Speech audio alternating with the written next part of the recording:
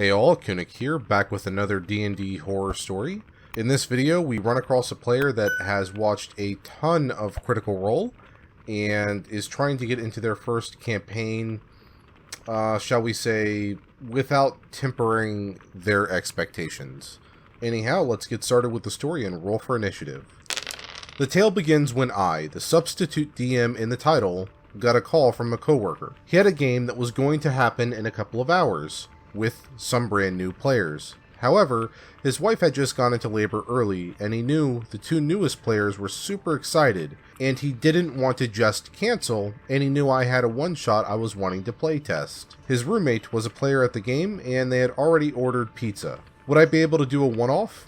Sure, easy peasy. I arrived about a half an hour before the game was supposed to pop off. The roommate and his buddy were already there, and I looked over their sheets, Wizard and Fighter. A few minutes later, the other three players arrived, the roommate's girlfriend, and her new player cousin, and the cousin's friend/roommate. The last player is who we are focusing the story on. We will call her Krita, because she was decked out in as much Critical Role gear as she could possibly be wearing.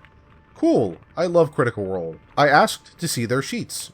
Girlfriend rolled up a criminal background bard. Her cousin made a pretty neat little fey warlock and asked if having a pixie dragon as a familiar was fine. They just reskinned a pseudo dragon with fairy stuff, so it absolutely was. The Krita, blessed Krita, her red-eyed half-elf ranger, was the daughter of a druidess and a raven-themed rogue/paladin, and she had an armored bear named Bobble as her animal companion. I just smiled as I recalled my own drow ranger with dual scimitars and panther pet and said everything looked okay, other than she couldn't have a +3 longbow at level 4, which was the level the game was set at. We sat down and I explained some of my ways of doing things that might differ from other tables and likely that my coworker would change. I run Mike Merrill's crit rule. Crits do max damage your attacks would deal, then you roll dice on top of that. That any other roll that isn't called for doesn't count. You can't just say, I'm doing X then roll, and I'm not looking to kill anyone. I'm also not going to let them off the hook if they try to do something incredibly reckless. Now, the plot was pretty simplistic. The group is hired to recover a jeweled pendant for a wealthy woman that was stolen from her. The pendant was in the possession of a werewolf that wanted to use it to maintain human form for longer, which is actually why the wealthy woman had it, as she was cursed with a lycanthropy. The party would have to track where the pendant went, and had a couple of ways of gathering this information, either through the Thieves Guild, Bard had contacts, or by meeting the informant the quest giver had set up. The party chose the latter option, and I broke up the talking bits with a hilarious failed mugging attempt by some unfortunate bandits so they could get a fight under their belts. Also, one of the bandits had a note that would lead to the location of the pendant, as I like having multiple means of finding information. The whole fight, Krita was saying, Matt Mercer does this differently, to which I sniped back, well, when you're Sam Riegel, I'll do better. The informant they were supposed to meet in the tavern, which I described as a well-known hangout for the city guards when they are off duty or after their shifts, in short, a cop bar for a good-sized city. The contact was running a little late, so they do a bit of tavern nonsense roleplay, as that's a trope for a reason. Krita decided she wanted to get a round of drinks for free and went to flirt with the barkeeper. Her persuasion check went splendidly well with a natural 1. The barkeep laughed her off and hinted that he was quite gay. Now at this point, Krita thought her honor was shamed when the barkeep turned her down. I honestly don't know what she was thinking, and swung her sword at him, in the middle of a busy tavern that was filled with city guards. Are you sure? I asked. I swing my sword. Rolled a hit. She drew blood. The barkeep screamed, and Krita then was tackled to the floor by multiple city guards. She complained that she didn't get to make a check if she could fight them off. There is no reasonable way your character with a strength of 6 can successfully power her way out of a dozen guards tackling you. But sure, for giggles, roll a grapple check at disadvantage. I then rolled a 24 grapple check in the open for the guards. You escaped from the halfling city guards.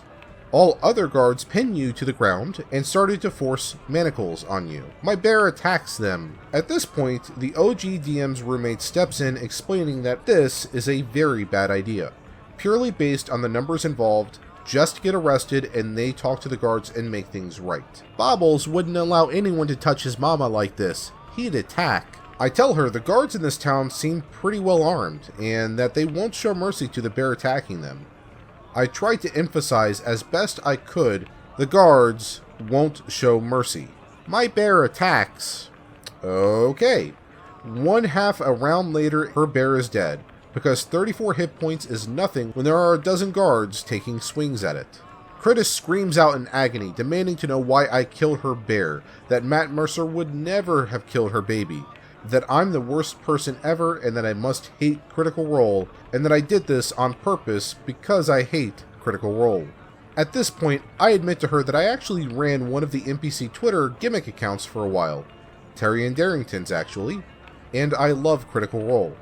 But that there's no logical reason that city guards would stand there and let a bear attack them in their own bar and do nothing. Actions have consequences. After she cried for 20 minutes and her roommate calmed her down, she returned to the table and finished the session. I quickly had her employer pay off her fine because she desperately needed the pendant back. Full moon was that night, although she was bearless. She still quipped in that Matt Mercer has different accents a few more times, but I just smiled and kept the game moving. They killed the werewolf and got the pendant back, and the game was wrapped up. I even threw in the fact they found a severely wounded black bear in the werewolf's den so she could train up another companion. My coworker says she's been pleasant to deal with though, and Krita hasn't brought up how Matt Mercer does things differently, and that she thinks he, coworker, is a much better DM than I am. So I suppose killing her bear opened her eyes a little bit, and she's a better player because of it. End post. Yeah, I love Critical Role as much as the next person, and I've not done my fair share of D&D. I'm still trying to get into it myself. But even I know, as a fan of Critical Role, you really have to take a lot of what they do with a grain of salt. It's not going to happen in most campaigns for the simple fact that they're professional voice actors. They can do voices for every one of their characters and have them be convincing because it's what they do for a living. Just in relation to the last half of the post there. As for whether or not Matt Mercer takes things easy on his players, I mean, 2 of the main players have died through the courses of campaigns 1 and 2, so that's clearly not the case. And as he says, actions have consequences. If you're going to do something reckless, you are going to get punished for it. So, with that said, I think the player had expectations from the role-playing aspect of the game, and not necessarily from the combat aspect of the game. But that's just my 2 cents. If you have thoughts one way or another, just feel free to leave them in the comments below.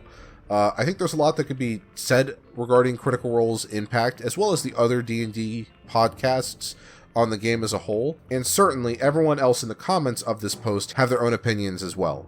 Anyhow, that's been all for this story. If you did like the video and you want to see more of it, feel free to give us a subscribe, and while you're at it, hit that like button as well, just to help the channel grow even more.